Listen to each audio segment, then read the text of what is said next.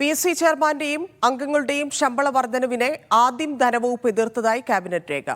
കേന്ദ്ര നിരക്കിൽ ക്ഷാമബത്ത നൽകുന്നതിനെയും എതിർത്തു. മുഖ്യമന്ത്രി ഇടപെട്ട് ധനമന്ത്രി അഭിപ്രായം രേഖപ്പെടുത്തണമെന്നാവശ്യപ്പെട്ടതോടെയാണ് ധനവകുപ്പ് നിലപാട് മാറ്റിയത്. വിവരങ്ങളുമായി KR സാജു ചേരുന്നു. സാജു, അപ്പോൾ സാമ്പത്തിക സ്ഥിതിയിലുണ്ടായ മാറ്റം, നിലവിലെ അവസ്ഥ, അതുകൊണ്ട് ഈ PSCകൾക്കുള്ള ശമ്പളം വർദ്ധിപ്പിച്ചു എന്നൊക്കെ പറയുന്നത് ധനവകുപ്പിന്റെ ഭാഗത്ത് കാര്യങ്ങൾ ക്ലിയർ അല്ലായിരുന്നു തുടക്കം മുതലേ എന്നത് വ്യക്തമാവുകയാണ് ഈ രേഖ വരുന്നതോടുകൂടി, അല്ലേ?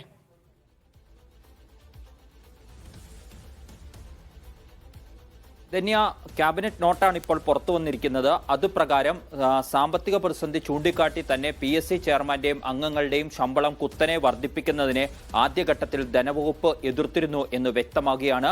കേന്ദ്ര നിരക്കിൽ DA നൽകുന്നതിനും ധനവകുപ്പ് അനുകൂലമായിരുന്നില്ല. പിന്നീട് ഒരു ഘട്ടത്തിൽ മുഖ്യമന്ത്രി ധനമന്ത്രി അഭിപ്രായം കുറിക്കണമെന്ന് ആവശ്യം മുന്നോട്ട് വെച്ചു.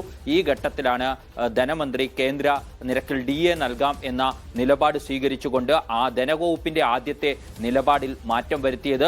ഇതിനു മുമ്പുള്ള ഘട്ടങ്ങൾ നമ്മൾ പരിശോധിക്കുമ്പോൾ PSC ചെയർമാന് 2,24,100 രൂപ മൊത്ത ശമ്പളം എന്ന നിലയിൽ നൽകുമ്പോൾ DA അനുവദിക്കാൻ കഴിയില്ലെന്നായിരുന്നു ധനവകുപ്പ് ആദ്യം എടുത്ത നിലപാട്. വീട്ടുവാടകയും യാത്രാ ഭത്തയും കൂട്ടാൻ കഴിയില്ലെന്നും ആ ക്യാബിനറ്റ് നോട്ടിൽ ധനവകുപ്പ് രേഖപ്പെടുത്തിയിരുന്നു. ശമ്പള കുടിശ്ശിക നൽകണോ വേണ്ടയോ എന്ന് പൊതുഭരണ വകുപ്പ് ചോദിക്കുമ്പോൾ അത് നൽകേണ്ടതില്ല, സാമ്പത്തിക പ്രതിസന്ധി കണക്കിലെടുത്തു എന്നത് തന്നെയായിരുന്നു ഉപദേശം. PSC അംഗങ്ങൾക്ക് കേന്ദ്ര നിരക്കിൽ DA അനുവദിച്ചുകൊണ്ട് നിയമപ്രാബല്യം ഉണ്ട്, നിയമ ഭേദഗതി ഉണ്ട് എന്ന കാര്യം ഇത് ഒരു ഘട്ടത്തിൽ പൊതുഭരണ വകുപ്പ് ചൂണ്ടിക്കാണിക്കുന്നുണ്ട്. അപ്പോഴും ധനവകുപ്പ് എടുത്ത നിലപാട് അതിൽ മാറ്റം വരുത്തേണ്ടതില്ല, കേന്ദ്ര നിരക്കിൽ തന്നെ DA നൽകേണ്ടതില്ല എന്ന നിലപാട് തന്നെ എടുത്തിരുന്നു. പക്ഷേ മുഖ്യമന്ത്രി ഇടപെട്ടതോടുകൂടി ധനമന്ത്രി നിലപാട് മാറ്റുകയും കേന്ദ്ര നിരക്കിൽ DA അനുവദിക്കുന്നതിനെ അംഗീകരിക്കുകയുമാണ് ചെയ്തത് എന്നാണ് ക്യാബിനറ്റ് നോട്ടിൽ നിന്നും മനസ്സിലാക്കാൻ കഴിയുന്നത്. ഏതായാലും ശമ്പള വർധനവിന് മുൻകാല പ്രാബല്യം ഇല്ല, ജനുവരി മുതലുള്ളത് മാത്രമേ ഉണ്ടാവുകയുള്ളൂ. 2016 മുതൽ ഉള്ള നിരക്കായിരുന്നു ആവശ്യപ്പെട്ടത് എങ്കിലും മുൻകാല പ്രാബല്യം നൽകിയിട്ടില്ല.